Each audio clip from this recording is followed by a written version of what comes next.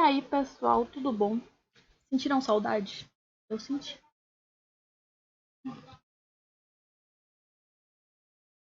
Estamos aqui novamente para ler Harry Potter e o Cálice de Fogo. Vocês estão empolgados? Porque tá chegando num momento assim, ó, mais empolgante.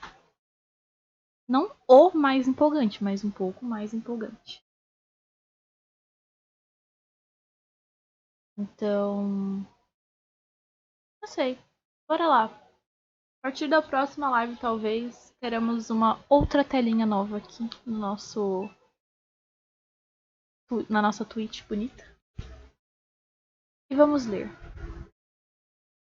Ai, é verdade, gente. Até esqueci. Pega aqui pra mim, tá na primeira gaveta. Na gaveta, mano.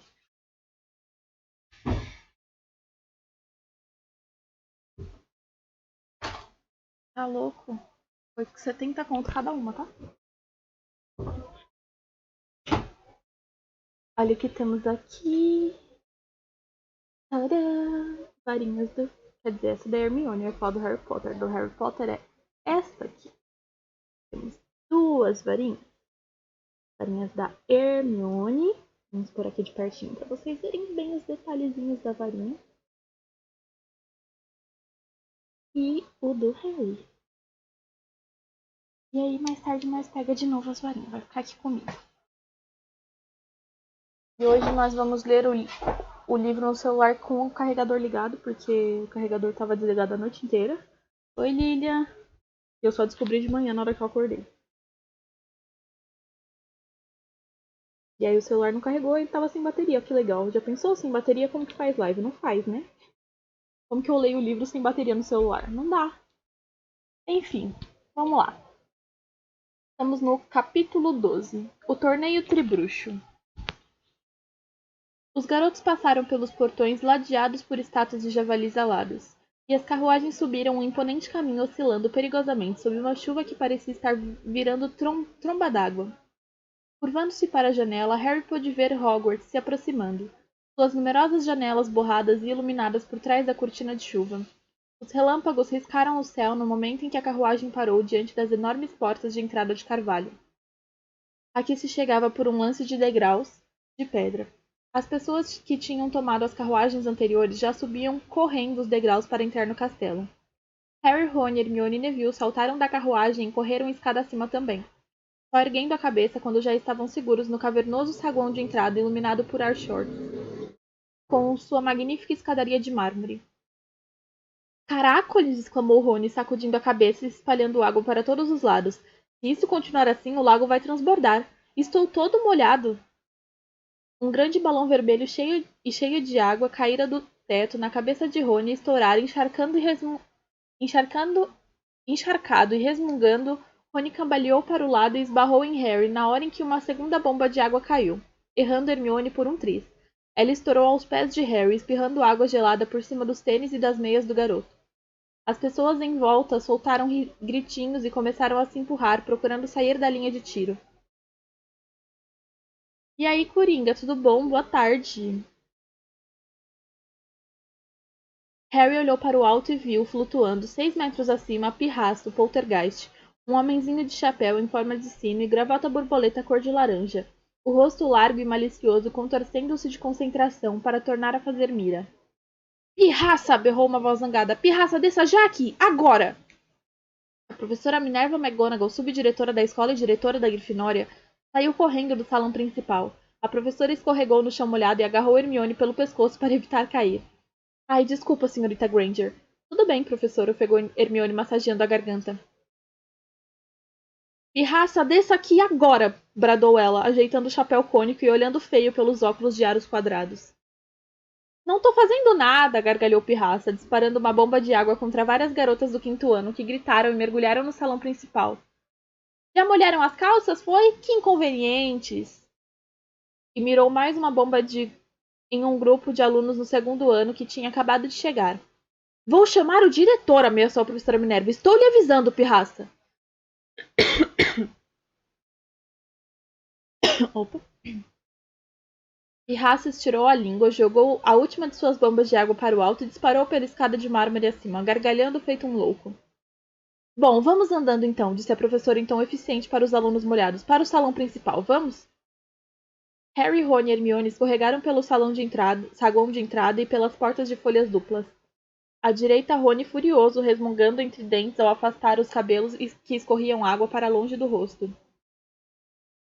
O salão principal tinha um aspecto esplêndido de sempre, decorado para a festa de abertura do ano letivo.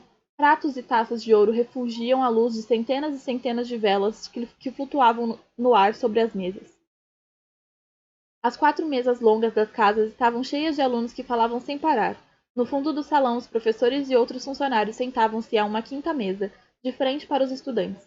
Estava muito mais quente ali. Harry, Ron e Hermione passaram pela mesa dos alunos da Sonserina, Corvinal e Lufa-Lufa e se sentaram com os colegas da Grifinória no extremo do salão, ao lado de Nick quase sem cabeça, o fantasma de sua casa.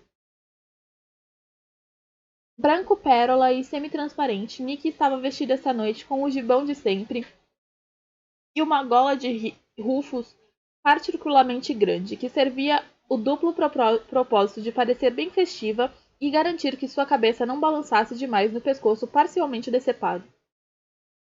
Boa noite, disse ele aos garotos. Para quem? Perguntou Harry, descalçando os tênis e despejando a água que se acumulara dentro. Espero que andem depressa com a seleção, estou faminto. A seleção dos novos alunos por casas era realizada no início de cada ano letivo, mas por uma infeliz combinação de circunstâncias, Harry não estivera presente a nenhuma desde a dele. Estava ansioso para assisti-la. Nesse instante, uma voz excitada e ofegante chamou-o mais adiante à mesa. Oi, Harry! Era Colin Creevey, um aluno do terceiro ano para quem Harry era uma espécie de herói. Oi, Colin, cumprimentou Harry cauteloso. Harry, adivinha só, Harry. Meu irmão está começando, meu irmão Dennis. Que bom, disse Harry. Ele está realmente excitado, continuou Colin, praticamente dando pulos na cadeira. Espero que ele fique na Grifinória. Cruza os dedos, hein, Harry? Claro, disse Harry. E tornou a se virar para Hermione, Rony e Nick quase sem cabeça. Irmãos e irmãs geralmente vão para a mesma casa, não é? Estava pensando nos Weasley, todos os 7 alunos da Grifinória. Ah, não, obrigatoriamente não, disse Hermione. A gêmea de Parvati Patil está em Corvinal e elas são idênticas. A gente podia até pensar que fossem ficar juntas, não é mesmo? Harry olhou para a mesa dos professores. Parecia haver mais lugares vazios do que habitualmente. Hagrid, é claro, ainda estava lutando para atravessar o lago com os alunos do primeiro ano. A professora McGonagall provavelmente estava supervisionando a secagem do piso do saguão de entrada. Mas havia ainda outra cadeira desocupada e ele não conseguia atinar quem mais estava faltando. O professor de defesa contra as artes das trevas, né, galera? Onde é que está o novo professor de defesa contra as artes das trevas? Perguntou Hermione, que também estava olhando para os professores. Os garotos ainda não tinham tido nenhum professor de defesa contra as artes das trevas que durasse mais de 3 trimestres. O favorito de Harry fora de longe o professor Lupin, que se demitira no ano anterior. Seu olhar percorreu a mesa dos professores. Decididamente não havia nenhuma cara nova. Quem sabe não conseguiram ninguém, sugeriu Hermione, parecendo ansiosa. Harry examinou os ocupantes da mesa com mais atenção. O minúsculo professor Flitwick, professor de feitiços, estava sentado em uma alta pilha de almofadas ao lado da professora Sprout. Oi, Ana, tudo bom? Eu tô bem. Você perdeu o comecinho da live, mas no final eu mostro de novo, tá? Uma coisa muito importante.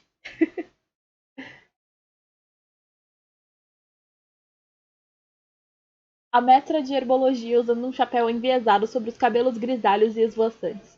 Conversava com a professora Sinistra, do departamento de astronomia. Do outro lado de Sinistra estava o mestre de poções, de rosto macilento, nariz de gancho e cabelos oleosos, Snape, a pessoa de quem Harry menos gostava em Hogwarts. A repulsa de Harry por Snape só igualava o ódio que o professor sentia por ele. Um ódio que tinha, se é que isso era possível, se intensificado no ano anterior, quando o garoto ajudara Sirius a fugir bem debaixo do nariz exageradamente grande de Snape. Ele e Sirius eram inimigos desde os tempos de escola. Do outro lado de Snape havia um lugar vago que Harry achou que devia ser o da professora McGonagall. Ao lado, e bem no centro da mesa, sentava-se o professor Dumbledore, o diretor, seus cabelos e barbas prateados e ondulantes brilhando à luz das velas. Suas magníficas vestes verde escuro, bordada com luas e estrelas, Dumbledore tinha as pontas dos dedos longos e finos e ele apoiava nelas, o queixo contemplando o teto através de óculos de meia-lua como se estivesse perdido em pensamentos. Ah, que lindo! Calma aí que eu já falo de novo. Harry olhou para o teto também, era encantado para parecer o céu lá fora, e nunca tivera um aspecto tão tempestuoso. Nuvens roxas e negras giravam por ele, e quando se ouvia uma nova trovoada do lado de fora, corria um relâmpago pelo teto.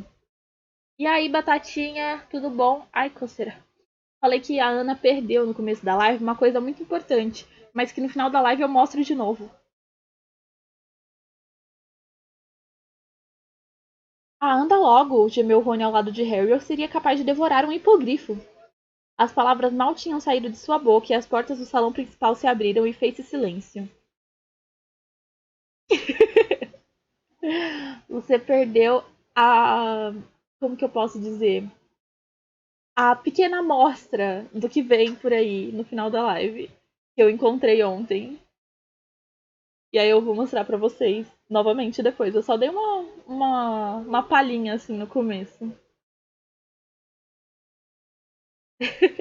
Ah, e também falei que talvez na próxima live já teremos uma outra telinha aqui antes de começar realmente a live. Eu tenho que editar. Para de travar a bagaceira. Olha que demônio, tá oscilando tudo. Sai do vermelho. Obrigado.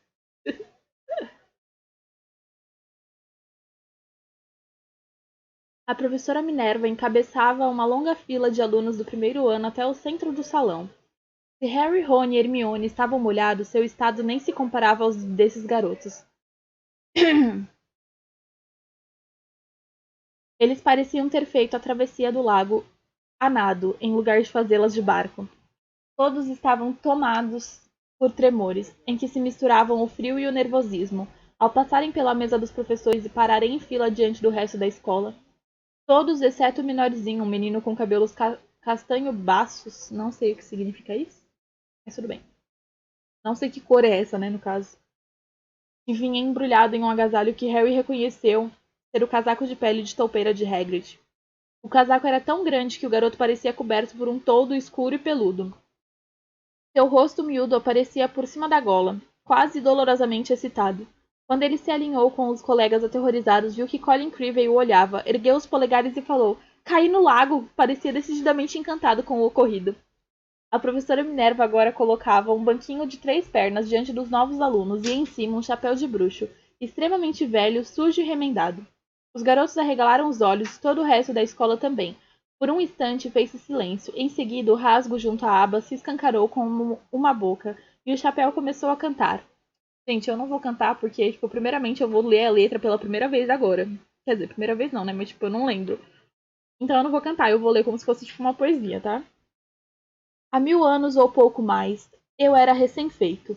Viviam 4 bruxos de fama, cujos nomes todos ainda conhecem: o valente Gryffindor das Charnecas, o bonito Ravenclaw das Ravinas, o meigo Hufflepuffle das Planícies, o astuto Slytherin das dos Brejais.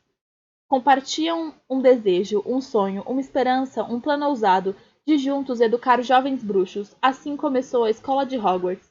Cada um desses 4 fundadores formou sua própria casa, pois cada valorizava virtude varia. Nos jovens que pretendiam formar, para Gryffindor os valentes eram prezados acima de todo o resto. Para Ravenclaw os mais inteligentes seriam sempre os superiores. Para Hufflepuff os aplicados eram os merecedores de admissão, e Slytherin, mais sedento de poder, amava aqueles de grande ambição. Enquanto vivos, eles separaram do conjunto os seus favoritos, mas como selecionar os melhores, quando um dia tivessem partido? Foi Gryffindor que encontrou a solução. Tirando-me da própria cabeça, depois me dotaram de cérebro, para que por eles eu pudesse escolher.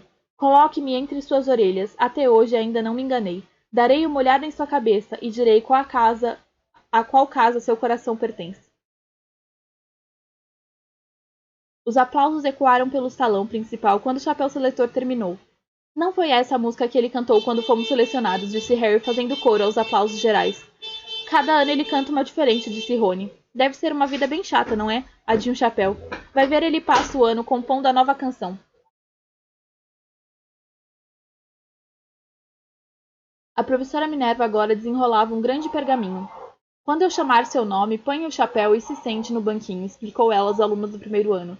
Quando o chapéu anunciar sua casa, vá se sentar à mesa correspondente. Ackerley Stewart. Nossa, que nome bonito, né? Meu Deus do céu. Um menino se adiantou, tremendo visivelmente da cabeça aos pés, apanhou o chapéu, colocou-o e se sentou no banquinho.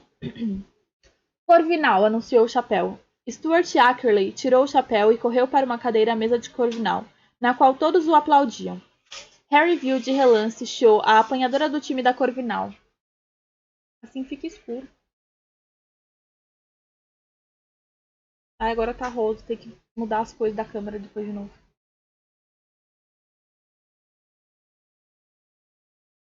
Agora não é a tela de fundo que fica rosa, sou eu que fico rosa.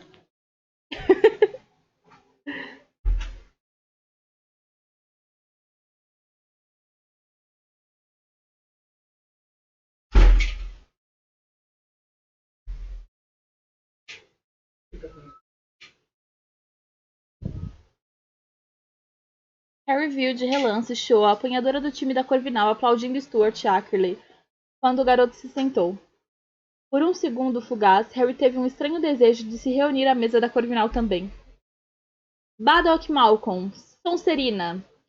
A mesa do outro lado do salão prorrompeu em vivas. Harry viu Malfoy aplaudindo quando Baddock se juntou aos alunos de Sonserina. Harry se perguntou se Baddock saberia que a casa de Sonserina formara um número maior de bruxos das trevas do que qualquer outra. Fred e George vaiaram Malcolm Baddock quando ele se sentou. Brownstone, Eleanora. Lufa-Lufa. Caldwell Owen. Gente, tipo, é normal, né, nos Estados Unidos, chamarem primeiro o sobrenome e depois o nome. Por isso que fica muito esquisito quando a gente tá lendo. E aí, Beto, tudo bom? Gostei do que você falou de mim lá na live da Ana, tá? Lufa-Lufa. Creevey Dennis. O miudinho Dennis Creevey adiantou-se com passos incertos, tropeçando no casaco de Hagrid, que nesta hora entrou discretamente no salão por uma porta atrás da mesa dos professores. Umas 2 vezes mais alto do que um homem normal e pelo menos 3 vezes mais largo, Hagrid, com seus cabelos e barbas negros longos, desgrenhados e embaraçados, parecia um tanto assustador. Uma impressão enganosa, porque Harry, Ron e Hermione sabiam que o amigo possuía uma natureza muito bondosa. Ele deu uma piscadela para os 3 garotos, ao se sentar à ponta da mesa dos professores, e viu Dennis Creevey experimentar o chapéu seletor.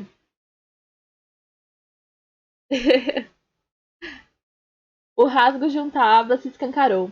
Grifinória! Gritou o chapéu. Hagrid aplaudiu com os demais alunos da casa. Quando Dennis Creevey, abrindo um sorriso de lado a lado do rosto, tirou o chapéu, recolocou-o no banquinho e correu para se juntar ao irmão. Colin, eu caí na água, disse ele com a voz aguda, atirando-se no assento de uma cadeira vazia.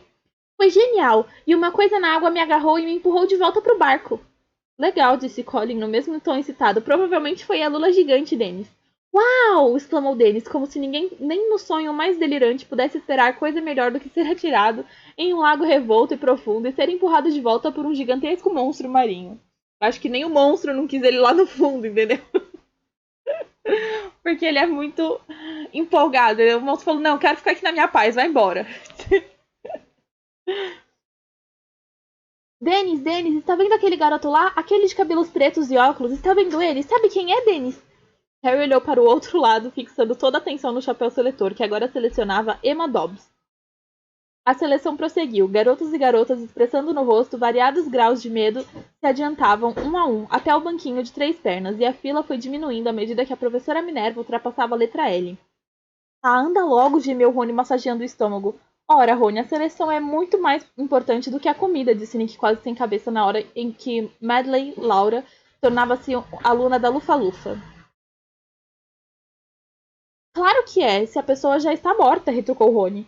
Espero que os selecionados para a Grifinória este ano estejam à altura do time, disse o fantasma aplaudindo quando McDonald e Natália McDonald reuniu-se à mesa deles. Não queremos interromper a nossa maré de vitórias, não é mesmo? Grifinória tinha ganhado o campeonato intercasas nos 3 últimos anos, tudo graças ao Harry. É o poder do protagonismo.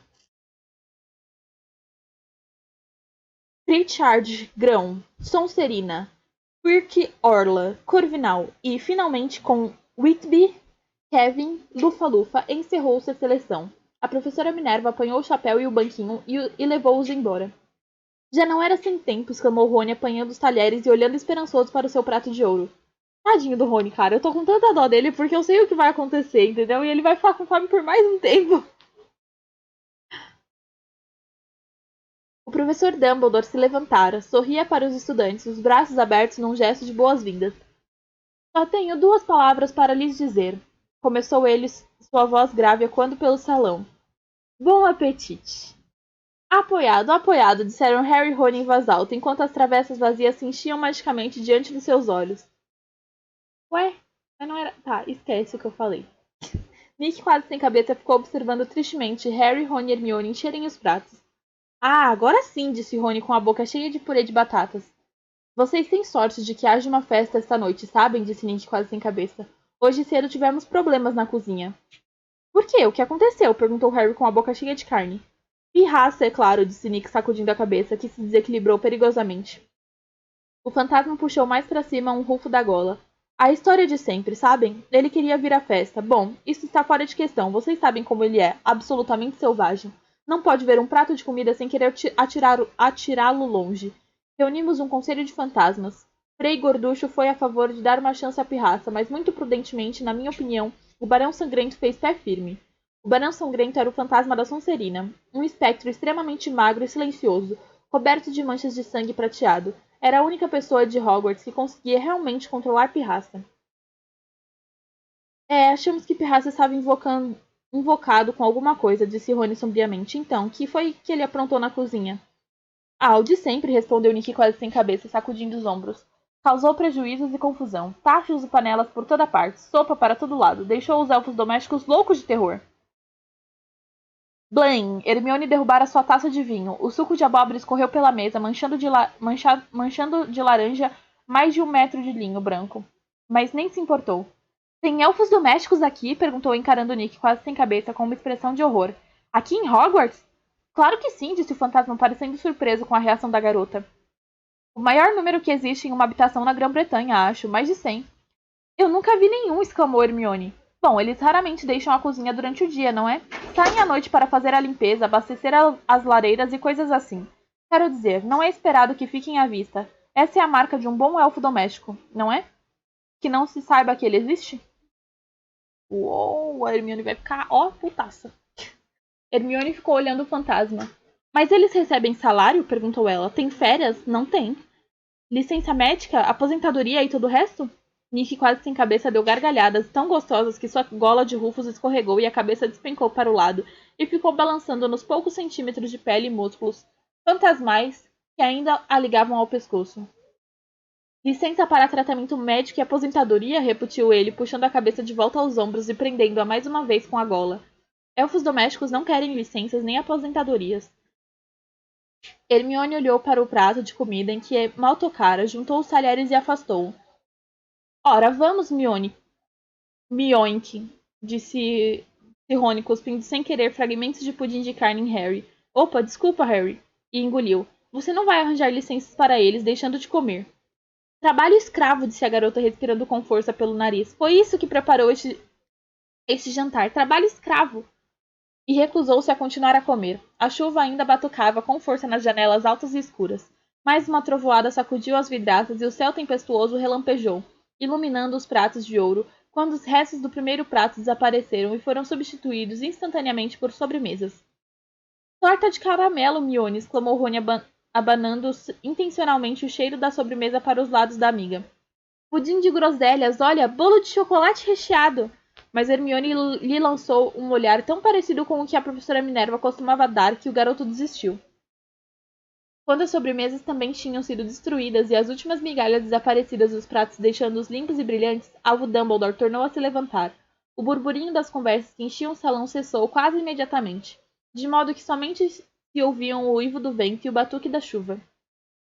Então, exclamou Dumbledore sorrindo para todos, agora que já comemos e molhamos também a garganta... fez Hermione. Preciso mais uma vez pedir sua atenção para alguns avisos.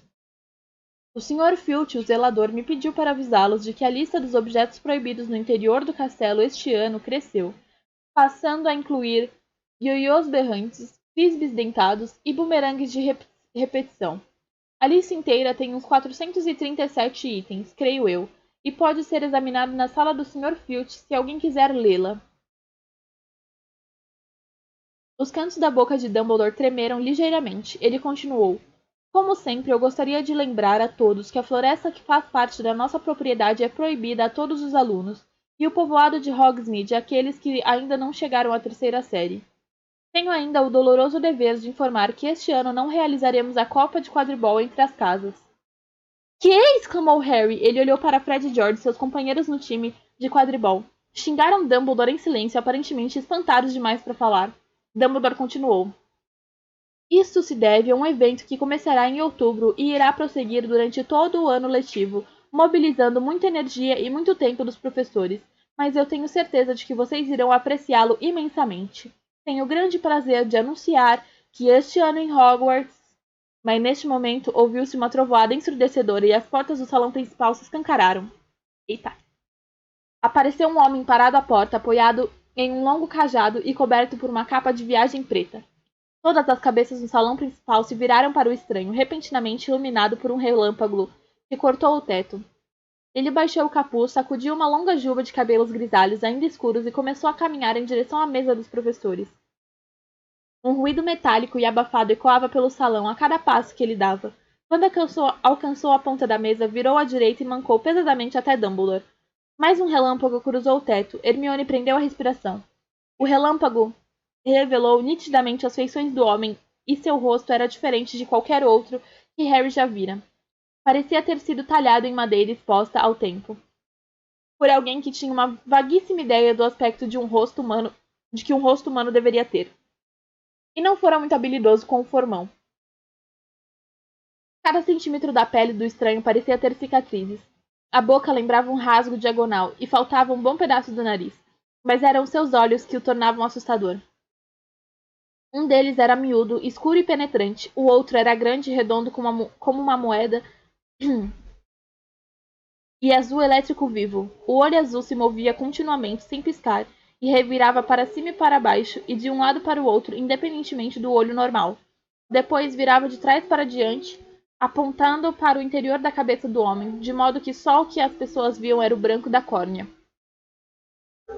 O estranho chegou-se a Dumbledore, estendeu a mão direita, que era tão cheia de cicatrizes quanto o rosto, e o diretor a apertou, murmurando palavras que Harry não pôde ouvir. Parecia estar fazendo perguntas ao estranho, que abanava negativamente a cabeça sem sorrir, e respondia em voz baixa.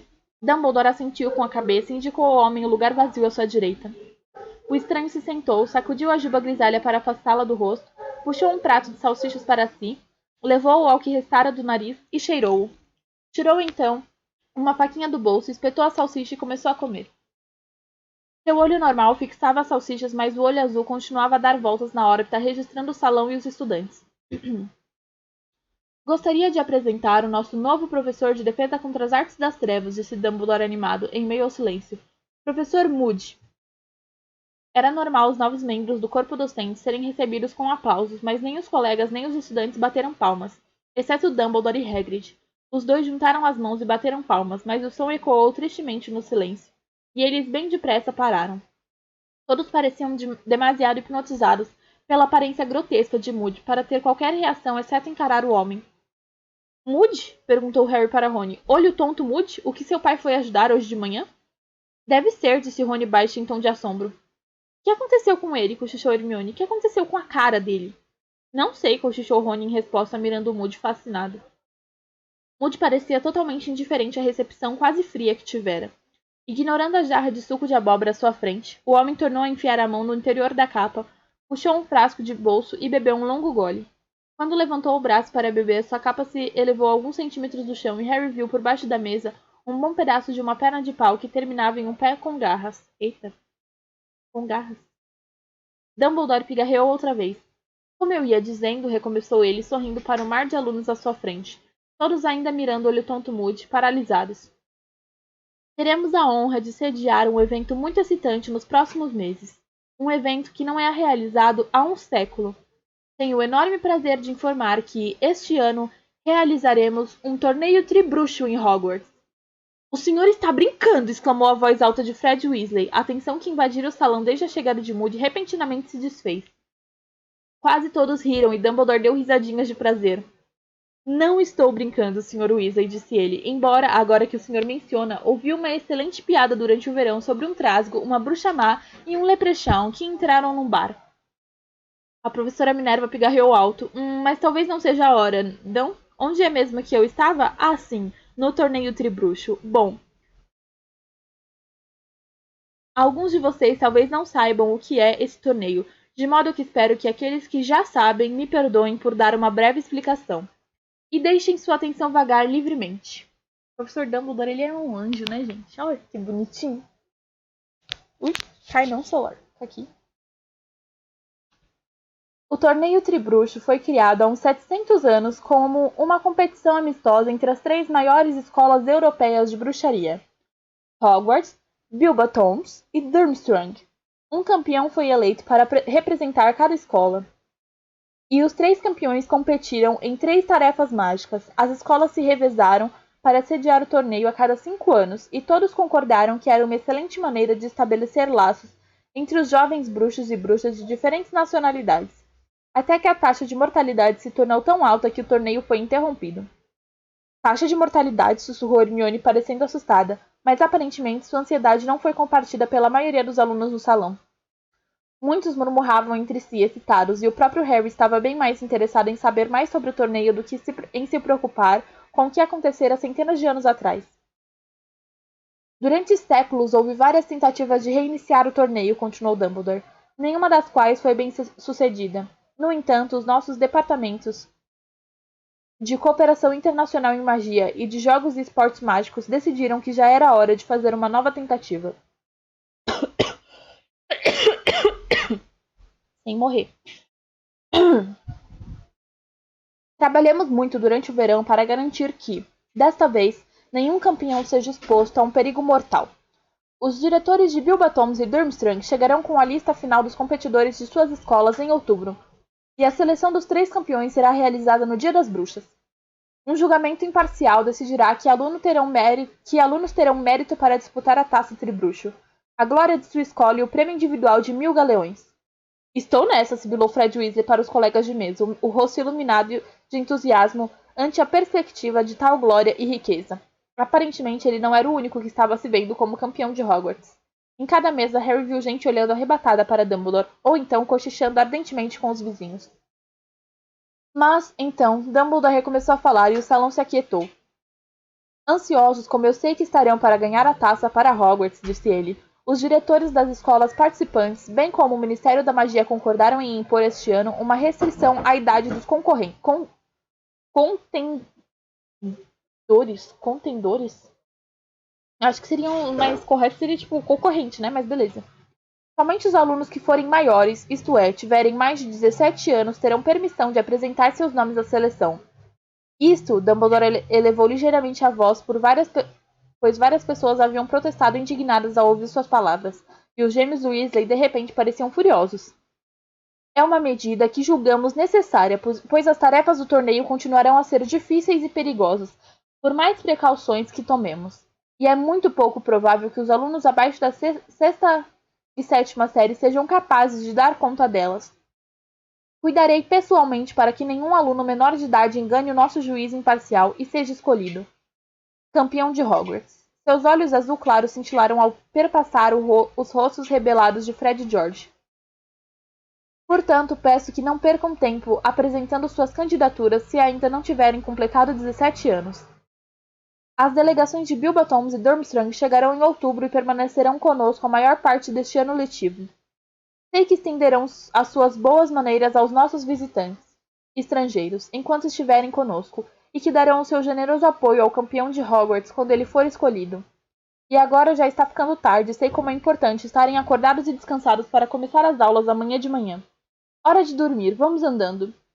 Dumbledore tornou a se sentar e virou-se para falar com o olho tonto Moody. Ouviu-se um estardalhaço de cadeiras batendo e se arrastando quando os alunos se levantaram para sair como um enxame em direção às portas de entrada do salão principal. Não podem fazer isso com a gente, reclamou George Weasley, que não se reunira aos colegas que se dirigiam às portas, mas continuava parado, olhando de cara emburrada para Dumbledore. Vamos fazer 17 anos em abril, por que não podemos tentar? Não vão me impedir de me inscrever, disse Fred teimoso, também amarrando a cara para a mesa principal. Os campeões vão fazer todo tipo de coisa que normalmente nunca podemos fazer. E 1.000 galhões de prêmio. É, disse Rony um olhar distante no rosto. É, 1.000 galeões. Vamos, disse Mione. Vamos ser os únicos a ficar aqui se você não se mexer. Harry, Rony, Hermione, Fred e George saíram para o saguão de entrada, os gêmeos discutindo as maneiras pelas quais Dumbledore poderia impedir os menores de 17 anos de se inscreverem no torneio. Quem é esse juiz imparcial que vai decidir quem são os campeões? Perguntou Harry. Sei lá, disse Fred, mas é ele a quem temos de enganar. Acho que umas gotas de poção para envelhecer talvez resolvam. George, mas Dumbledore sabe que vocês são menores, ponderou Rony. É, mas não é ele quem decide quem é o campeão, é? Perguntou Fred astutamente. Estou achando que quando esse juiz souber quem quer entrar, ele vai escolher o melhor de cada escola, sem se importar com a idade do campeão. Então seria o Harry, né? Porque ele é o protagonista, né? Mas tudo bem. Dumbledore está tentando impedir a gente de se inscrever. Mas teve pessoas que morreram, disse Hermione com a voz preocupada, enquanto passavam por uma porta escondida atrás de uma tapeçaria para subir outra escada ainda mais estreita. É, disse Fred levianamente, mas isso foi há muitos anos, não é? Em todo caso, onde é que está a graça se não houver um pouco de risco? Ei, Rony, e se descobrirmos como contornar Dumbledore? Já imaginou a gente se inscrevendo? O que é que você acha? Perguntou Rony a Harry. Seria legal, não seria? Mas suponha que eles queiram alguém mais velho. Não sei se já aprendemos o suficiente. Eu decididamente não aprendi, ouviu-se a voz tristonha de Neville às costas de Fred e George. Mas imagino que a minha avó vai querer que eu experimente. Ela está sempre falando que eu devia lutar pela honra da família. Eu terei que... Opa! O pé de Neville afundara direto por um degrau no meio da escada.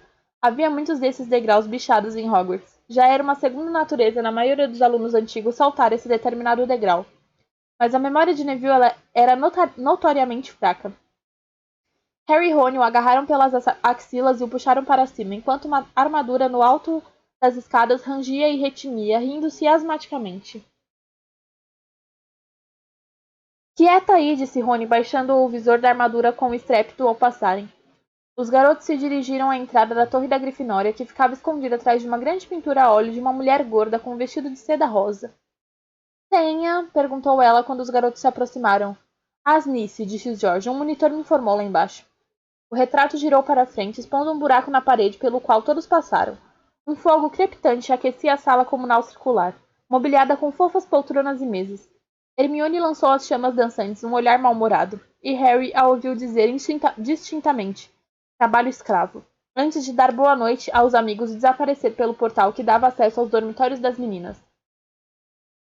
Harry, Ron e Neville subiram a última escada em espiral para chegar ao próprio dormitório, que ficava situado no alto da torre. As camas de colunas com cortinados vermelho escuros estavam encostadas às paredes, cada uma com um malão do dono aos pés.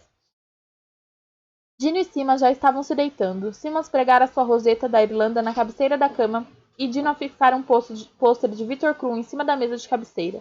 Seu velho pôster do time de futebol de West Ham estava pendurado ao lado do novo. Biruta, suspirou Rony, sacudindo a cabeça para os jogadores de futebol completamente imóveis.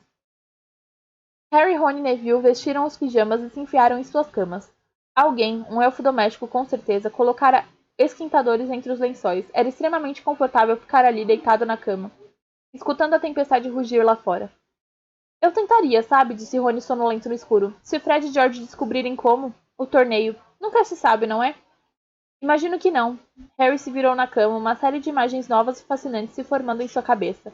Ele enganara o juiz imparcial, fazendo-o acreditar que tinha 17 anos.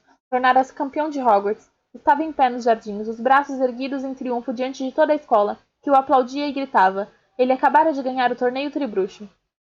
O rosto de Cho se destacava claramente na multidão difusa. O rosto radioso de admiração. Harry sorriu para o travesseiro, excepcionalmente contente de que Rony não pudesse ver o que ele via.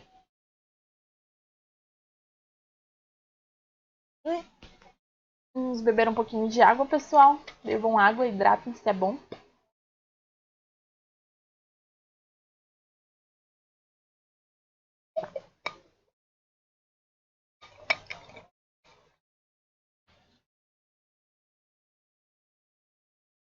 E aí, Ana, tá muito curiosa pra saber o que você perdeu no começo da live?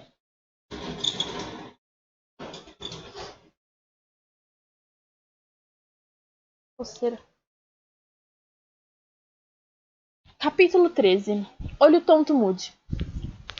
O temporal já se esgotara quando o dia seguinte amanheceu. Embora o teto no salão principal continuasse ameaçador, pesadas nuvens cinza-chumbo se espiralavam no alto quando Harry, Ron e Hermione examinaram seus novos horários ao café da manhã. A poucas cadeiras de distância, Fred George e Lino Jordan discutiam métodos mágicos de se tornarem velhos e, com esse truque, participar do torneio tribruxo. Hoje não é ruim, lá fora a manhã inteira, disse Rony, que corria o dedo pela coluna intitulada Segunda-feira no seu horário. Herbologia com a Lufa-Lufa e trato das criaturas mágicas. Droga, continuamos com a Sonserina.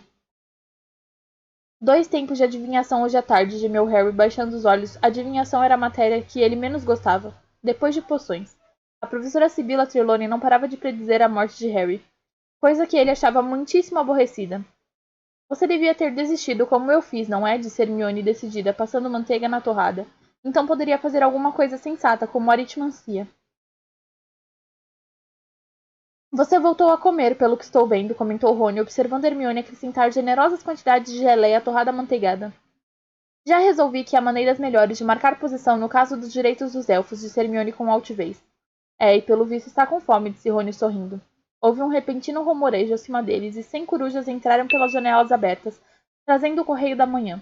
Instintivamente, Harry olhou para o alto, mas não viu nada branco na mancha compacta de castanhos e cinzas.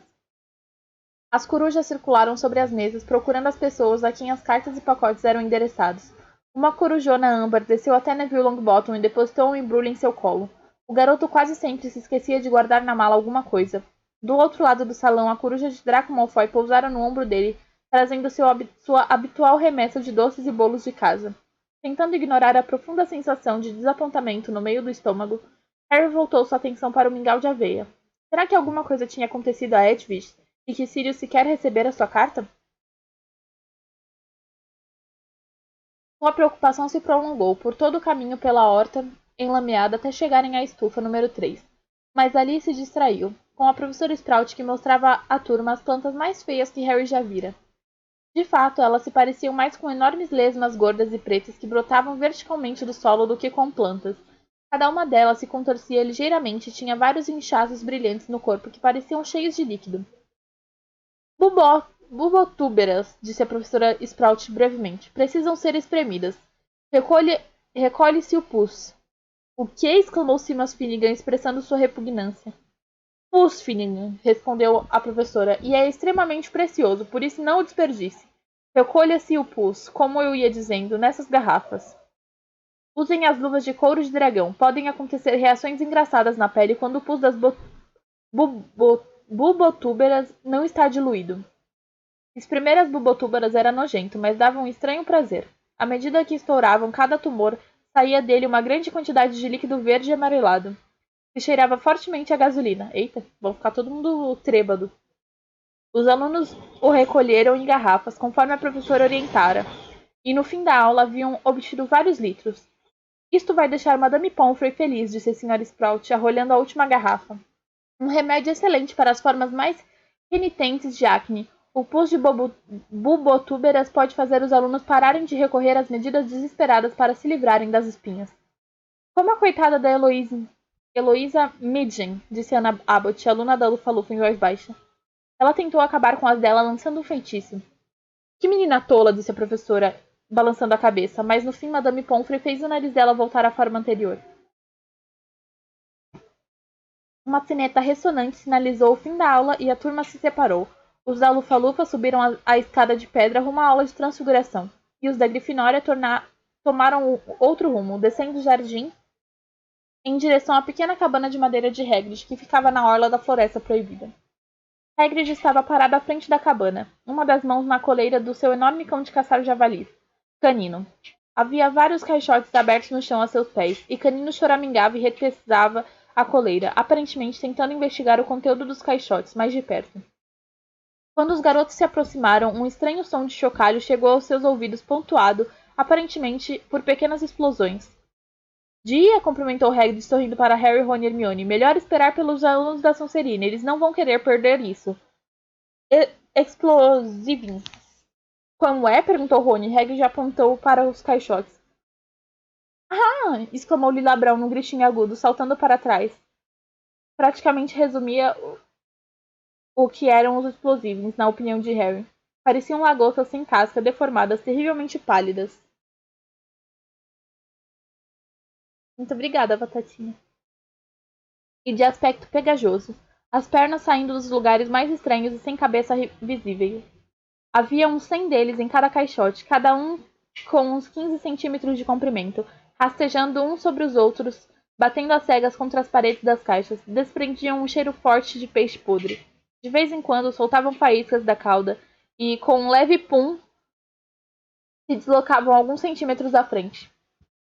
Acabaram de sair da casca, informou Hagrid orgulhoso. Por isso vocês vão poder criar os bichinhos pessoalmente. Achei que podíamos fazer uma pesquisa sobre eles. E por que nós iríamos querer criar esses bichos? Perguntou uma voz fria. Os alunos da Sonserina haviam chegado. Eita, soluço. Quem falava era Draco Malfoy. Crabbe e Goyle davam risadinhas de prazer ao ouvir suas palavras. Hagrid pareceu embatucar com a pergunta. Quero dizer, o que é que eles fazem? Perguntou Malfoy. Para que servem? Hagrid abriu a boca aparentemente fazendo um esforço para responder. Houve uma pausa de alguns segundos, depois ele disse com aspereza. Isto é na próxima aula, Malfoy. Hoje você só vai alimentar os bichos. Agora vamos ter que experimentar diferentes alimentos. Nunca os criei antes, não tenho certeza do que gostariam. Tenho ovos de formiga, fígados de sapo e um pedaço de cobra. Experimentem um pedacinho de cada. Primeiro pus e agora isso, resmungou Simas. Nada, exceto a profunda afeição que tinham por Hagrid, poderia ter feito Harry, Ron e Hermione apanhar mãos cheias de fígado de sapo melados e baixá-las aos caixotes para tentar os explosivos. Harry não conseguiu refriar a suspeita de que aquilo tudo não tinha finalidade alguma, porque os bichos não pareciam ter bocas. Ai! Gritou Dino Thomas, passando os 10 minutos. Ele me pegou! Hagrid correu para o garoto com uma expressão ansiosa no rosto. A cauda dele explodiu, disse Dino zangado, mostrando a Hagrid uma queimadura na mão. Ah, é, isso pode acontecer quando eles disparam, disse Hagrid, confirmando o que dizia com a cabeça. Ai! Exclamou Lila Brown outra vez. Ai, Hagrid, que é essa coisinha pontuda neles? Ah, alguns têm espinhos, disse Hagrid entusiasmado. Lila retirou depressa a mão da caixa. Acho que são os machos. As fêmeas têm uma espécie de sugador na frente. Sugador na barriga. Acho que talvez seja para sugar sangue. Eu acho que é para outra coisa, mas deixa quieto. Bom, sem a menor dúvida, eu entendo porque estamos tentando manter esses bichos vivos, disse Malfoy sarcasticamente. Quem não iria querer animaizinhos de estimação que podem queimar, picar e morder, tudo ao mesmo tempo? Só porque eles não são muito bonitos não significa que não sejam úteis, retorquiu Hermione. Sangue de dragão é uma coisa assombrosamente mágica, mas você não iria querer um dragão como bicho de estimação, não é? Harry e Rony sorriram para Hagrid, que retribuiu com um sorriso furtivo por trás da barba espessa. Nada teria agradado mais do que um filhote de dragão, como Harry, Rony e Hermione sabiam mais do que bem. Ele criara um, por um breve período, durante o primeiro ano deles na escola. Um agressivo dragão norueguês que recebera o nome de Norberto. Hagrid simplesmente amava monstros. Quanto mais letal, melhor. Bom, pelo menos os explosivos são pequenos, disse Rony quando voltavam uma hora depois ao castelo para almoçar. São agora, disse Hermione com uma voz exasperada. Mas depois que o Hagrid descobrir o que eles comem, imagino que vão atingir 1,5 metros de comprimento. Ai. Bom, isso não vai fazer diferença se descobrirem que eles curam enjoo ou outra coisa qualquer, não é? Disse Rony sorrindo sonsamente para a amiga. Você sabe perfeitamente bem que eu só disse aquilo para calar a boca de Malfoy, retrucou Hermione. Aliás, acho que ele tem razão. O melhor que podíamos fazer era acabar com os bichos antes que eles comecem a nos atacar. Os garotos se sentaram à mesa da Grifinória e se serviram de costeletas de cordeiro com batata. Hermione começou a comer tão rápido que Harry e Rony ficaram olhando para ela. Essa é a sua nova posição em favor dos direitos dos elfos? Perguntou Rony, em vez de não comer, comer depressa para vomitar? Não, respondeu Hermione com toda a dignidade que conseguiu reunir, tendo a boca cheia de couves de bruxelas. Só quero chegar à biblioteca. Que? Exclamou Rony incrédulo. Hermione, é o primeiro dia de aulas. Ainda nem passaram um dever de casa pra gente. Hermione sacudiu os ombros e continuou a devorar a comida como se não comesse há dias. Em seguida se levantou e disse, vejo vocês no jantar. E saiu apressadíssima. Quando a sineta tocou para anunciar o início das aulas da tarde, Harry e Rony se dirigiram à Torre Norte, onde no alto de uma estreita escada em caracol, uma escada de mão prateada levava um alçapão no teto e a sala em que morava a professora Sibylla Trelawney. O já conhecido perfume doce que saía da lareira veio ao encontro das narinas dos garotos quando eles chegaram ao topo da escada. Como sempre, as cortinas estavam fechadas e a sala circular banhada por uma fraca luz avermelhada, projetada por várias lâmpadas, cobertas por lenços e chales. Harry e Rony caminharam entre as cadeiras de puffs forradas de chintz, já ocupados, e se sentaram à mesma mesinha redonda. Bom dia, disse a etérea voz da professora às costas de Harry, causando-lhe um sobressalto. Uma mulher magra, com enormes óculos que faziam seus olhos parecerem demasiado grandes para o rosto. A professora mirava Harry com a expressão trágica que fazia sempre que o via. Os numerosos colares e pulseiras habituais faiscavam em seu corpo as chamas da lareira.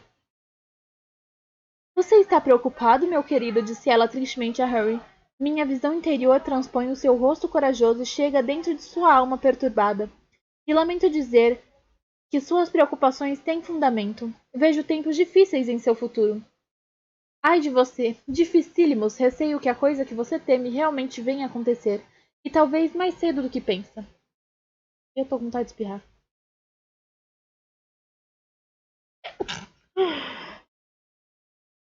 Ai, coceira. Sua voz foi baixando até virar quase um sussurro. Rony revirou os olhos para Harry, que lhe retribuiu, com um olhar impassível. A professora Sibylla deixou os garotos com um movimento ondulante e se sentou na grande bergère diante da lareira, de frente para a turma.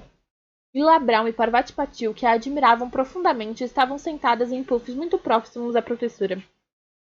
Meus queridos, está na hora de estudarmos as estrelas, disse ela, os movimentos dos planetas e os misteriosos portentos que eles revelam, somente aqueles que compreendem os passos da coreografia celestial. O destino humano pode ser decifrado pelos raios planetários que se fundem. Mas os pensamentos de Harry tinham se afastado, as chamas perfumadas sempre o deixavam sonolento e embotado. E os discursos desconexos da professora sobre a adivinhação nunca conseguiam mantê-lo exatamente fascinado, embora não pudesse deixar de refletir sobre o que ela acabara de dizer. Receio que a coisa que você teme realmente venha a acontecer. Mas Hermione tinha razão, pensou Harry irritado. Sibylla era realmente uma velha charlatã. Ele não estava com medo de absolutamente nada naquele momento. Bom, a não ser talvez o medo de que Sirius tivesse sido apanhado. Mas o que sabia a professora? Harry já chegara à conclusão, havia muito tempo, de que a adivinhação dela não passava de palpites ocasionalmente certos e um jeito misterioso de apresentá-los. Exceto, naturalmente, aquela vez, no fim do último trimestre, quando predizera o retorno de Voldemort ao poder, e o próprio Dumbledore era de opinião que o transe de Sibylla fora genuíno quando Harry lhe contara. Harry, murmurou Rony, que? Harry olhou para os lados, a turma inteira o observava. Ele se sentou direito, estivera quase cochilando, perdido em meio ao calor e aos seus pensamentos. Eu estava dizendo, meu querido, que você sem dúvida nasceu sob a influência nefasta de Saturno, disse a professora Sibylla com um leve quê de mágoa na voz, pelo fato de que o garoto obviamente não estivera pendurado em suas palavras. Nasci sob o quê? Perdão, disse Harry. Saturno, querido, o planeta Saturno, disse a professora, parecendo irritada que ele não tivesse prestado atenção à informação. Eu estava dizendo que Saturno com certeza estava numa posição dominante no céu na hora em que você nasceu. Seus cabelos escuros, sua baixa estatura, suas perdas trágicas na infância. Acho que estou certa ao afirmar, meu querido, que você nasceu em pleno inverno. Não, respondeu Harry, nasci no verão. Rony se apressou em transformar uma risada em um forte acesso de tosse. Não é pra imitar não, tá? É que tá coçando. Meia hora depois, cada um dos alunos recebeu um mapa circular e tentou desenhar a posição dos planetas na hora do seu nascimento. Era um trabalho enjoado que exigia muitas consultas a tabelas horárias e cálculos de ângulos. Eu tenho 2 Netunos aqui, disse Harry depois de algum tempo olhando insatisfeito seu pergaminho. Isso não pode estar certo, pode? Ah! Exclamou Rony imitando o sussurro mítico da professora. Quando 2 Netunos aparecem no céu é um sinal seguro de que um anão de óculos está nascendo, Harry. Simas e Gina, que estavam sentados próximos, riram alto, embora não tão alto a ponto de abafar os gritinhos excitados de Lila Brown.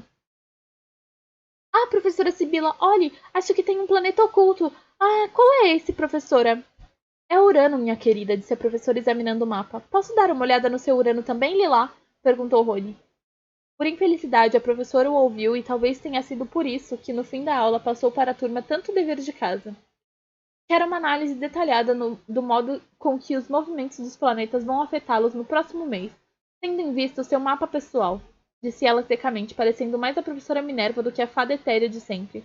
Para entregar na próxima segunda-feira, e não aceito desculpas. Diabo de morcega velha! Exclamou Rony com amargura, quando eles se reuniram aos demais alunos que desciam as escadas para jantar no salão principal. Isso vai nos tomar todo o fim de semana. Ah, vai! Muito dever de casa? Indagou Hermione animada, alcançando-os. A professora Vector não passou nada para nós. Palmas para a professora Vector, retrucou Rony mal-humorado. Os três chegaram ao saguão de entrada, que estava lotado de gente fazendo fila para o jantar. Tinham acabado de entrar no fim da fila, quando uma voz alta soou às costas deles. Weasley! Ei, Weasley! Harry, Rony e Hermione se viraram. Malfoy, Crabbe e Goyle estavam parados ali, cada qual parecendo mais satisfeito. Que é? Perguntou Rony rispidamente. Seu pai está no jornal, Weasley, disse Malfoy brandindo um exemplar do Profeta Diário. E isso bem alto para que todas as pessoas aglomeradas no saguão pudessem ouvir. Escuta só isso. Novos erros no Ministério da Magia. Pelo visto, os problemas no Ministério da Magia ainda não chegaram ao fim, informa nossa correspondente especial, Rita Skeeter. Mano, eu tenho um ódio dessa jornalista. Meu Deus do céu. Recentemente censurado por sua incapacidade de controlar multidões durante a Copa Mundial de Quadribol e ainda devendo à opinião pública uma explicação para o desaparecimento de uma de suas bruxas, ontem o Ministério enfrentou um novo constrangimento com as extravagâncias de Arnold Weasley, da seção de controle do mau uso dos artefatos dos trouxas. Malfoy ergueu os olhos. Imagina, nem escreveram direito o nome dele. Weasley é quase como se não existisse, não é? Todos no saguão agora prestavam atenção. Malfoy esticou o jornal com um gesto largo e continuou a ler.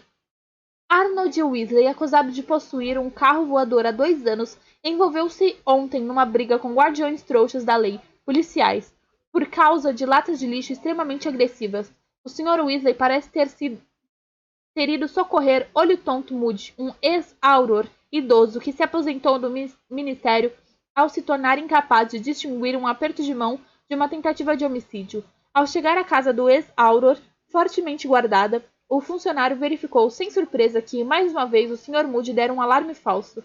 Em consequência, o Sr. Weasley foi obrigado a alterar muitas memórias para poder escapar dos policiais, mas se recusou a responder às perguntas do Profeta Diário sobre as razões que o levaram a envolver o Ministério nesse episódio pouco digno e potencialmente embaraçoso. E tem uma foto, Weasley, acrescentou Malfoy, virando o jornal e mostrando-a. Uma foto de seus pais à porta de casa. Se é que se pode chamar isso de casa. Sua mãe bem que podia perder uns quilinhos, não acha? Rony tremia de fúria. Todos o encaravam. Se manda, Malfoy, disse Harry. Vamos, Rony. Ah, é mesmo? Você esteve visitando a família no verão, não foi, Potter? Caçoou Malfoy. Então me conta, a mãe dele parece uma barrica ou é efeito da foto? Você já olhou bem para sua mãe, Malfoy? Respondeu Harry. Ele e Hermione seguravam Rony pelas costas das vestes para impedi-lo de partir para cima do outro. Aquela expressão na cara dela, de quem tem bosta debaixo do nariz, ela sempre teve aquela cara ou foi só porque você estava perto dela? O rosto pálido de Malfoy corou levemente. Não se atreva a ofender minha mãe, Potter. Então vê se cala esse bocão, disse Harry dando as costas ao colega. Bang! Várias pessoas gritaram. Harry sentiu uma coisa branca e quente arranhar o lado do rosto. Mergulhou a mão nas vestes para apanhar a varinha, mas antes que chegasse sequer a tocá-la, ouviu um segundo estampido e um berro que ecoou pelo saguão de entrada. Ah, não vai não, garoto! Harry se virou. O professor Moody descia mancando a escadaria de mármore. Tinha a varinha na mão e apontava diretamente para uma doninha muito alva, que tremia no piso de lajotas, exatamente no lugar em que Malfoy estivera. Fez-se um silêncio aterrorizado no saguão.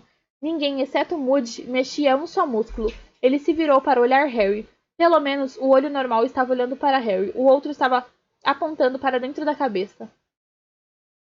Ele o mordeu? Rosnou o professor. Sua voz era baixa e áspera. Não, respondeu Harry, por pouco.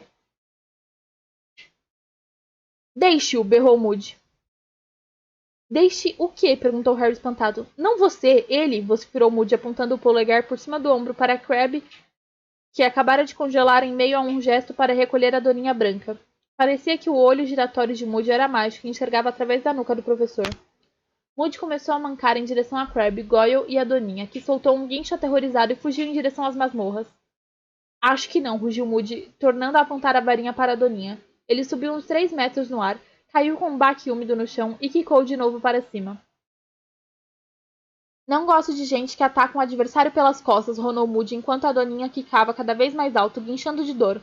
Um ato nojento, covarde, reles. A Doninha voava pelo ar, as pernas e a cauda sacudiam descontroladas. Nunca mais torne a fazer isso, continuou o professor, destacando cada palavra para a Doninha que batia no piso de pedra e tornava a subir. Professor Moody, chamou uma voz chocada. A professora Minerva vinha descendo a escadaria com os braços carregados de livros. Olá, professora McGonagall, cumprimentou Moody calmamente, fazendo a Doninha quicar ainda mais alto. E que é que o senhor está fazendo? Perguntou a professora, seguindo com um olhar a subida da Doninha no ar. Ensinando, respondeu ele. Moody, isso é um aluno? Gritou a professora, os livros despencando de seus braços. É. Não! Exclamou ela, descendo a escada, correndo e puxando a própria varinha. Um momento depois, com um estampido, Draco Malfoy reapareceu, caído e embolado no chão, os cabelos lisos e louros sobre o rosto agora muito vermelho. Ele se levantou, fazendo uma careta.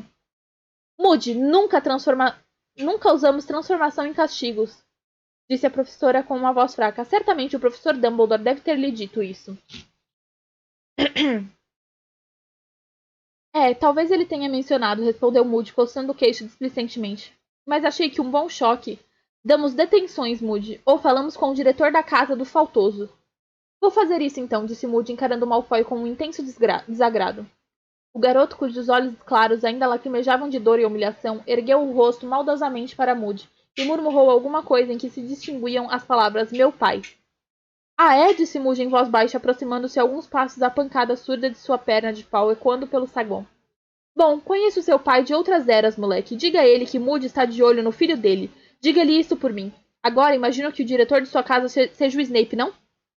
É, respondeu Malfoy, cheio de rancor. Outro velho amigo, rosnou Moody. Estou querendo mesmo conversar com o velho Snape. Vamos, seu... E segurando o garoto pelo antebraço, saiu com ele em direção às masmorras. A professora Minerva acompanhou-os com um olhar ansioso por alguns momentos. Depois apontou a varinha para os livros caídos, fazendo-os subir no ar e voltar aos seus braços. Não falem comigo, disse Rony em voz baixa para Harry e Hermione quando se sentaram à mesa da Grifinória, alguns minutos mais tarde, cercados por alunos excitados por todos os lados que comentavam o que acabara de acontecer. Por que não? Perguntou Hermione surpresa. Porque quero gravar isso na memória para sempre, disse Rony com os olhos fechados e uma expressão de enlevo no rosto. Draco Malfoy, a fantástica Doninha que cante. Harry e Hermione riram e a garota começou a servir bife de caçarola no prato dos dois. Ele poderia ter realmente machucado Malfoy, comentou ela. Foi bom a professora Minerva ter feito ele parar. Mione, exclamou Rony furioso, os olhos se abrindo repentinamente. Você está estragando o melhor momento da minha vida. Hermione soltou uma exclamação de impaciência e começou a comer outra vez em alta velocidade. Não me diga que vai voltar à biblioteca hoje à noite, perguntou Harry observando-a. Preciso, respondeu Hermione indistintamente. Muito o que fazer. Mas você nos disse que a professora Vector não é dever de escola. Em 5 minutos ela limpara o prato e foi embora. Nem bem a garota tinha saído e sua cadeira foi ocupada por Fred Weasley. Ai. Moody, disse ele. Ele é legal? Pra lá de legal, disse George, sentando-se de frente a Fred. Super legal, disse o melhor amigo dos gêmeos, Lino Jordan, escorregando para o lugar ao lado de George. Tivemos ele hoje à tarde, disse Lino a Harry e Rony. Como foi a aula? Perguntou Harry ansioso. Fred, George e Lino trocaram olhares cheios de significação. Nunca tive uma aula igual, disse Fred. Ele sabe das coisas, cara, disse Lino. Do que? Perguntou Rony, curvando-se para a frente. Sabe o que é estar lá fora, fazendo as coisas, disse George, cheio de importância. Que coisas? Murmurou Harry. Perguntou Harry, quer dizer. Combatendo as artes das trevas, disse Fred. Ele já viu de tudo, disse George. Fantástico, exclamou Lino. Rony enfiara a cabeça na mochila à procura do seu horário. Não vamos ter aula com ele até quinta-feira, disse desapontado. E assim acabou o segundo capítulo do dia. E agora, como prometido, Ana. Vem, Ana, venha ver. Corre pra ver, Ana. Corre pra ver pra você não perder de novo. Olha só o que eu tenho aqui. Tadã! Uma varinha da Hermione. Vamos por aqui, pera, pertinho aqui da câmera. Tadã! A varinha da Hermione. E também, não é só essa. Temos a varinha do Harry Potter.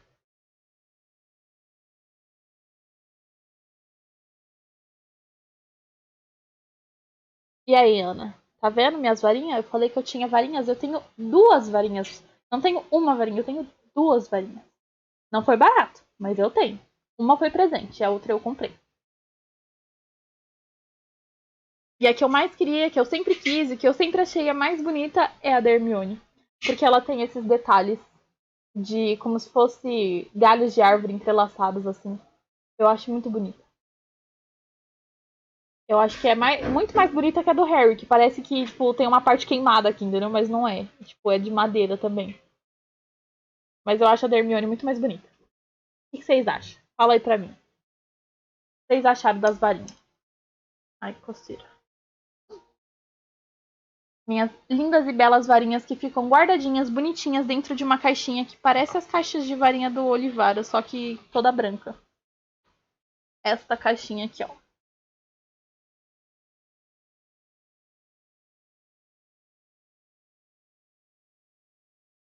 Acho muito bonita. E ela não é pesada não, é levinha.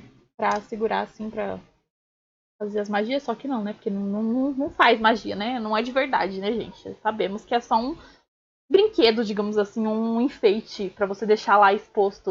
Quem sabe um dia eu tenho algum lugar, tipo, que nem aqueles negócios que tem no The Sims, que tem as varinhas postas, assim, um negocinho pra pendurar na parede.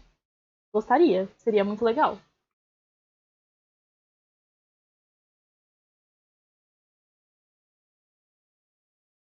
E é isso, pessoal. Vamos ver aqui agora pra quem iremos mandar uma raid.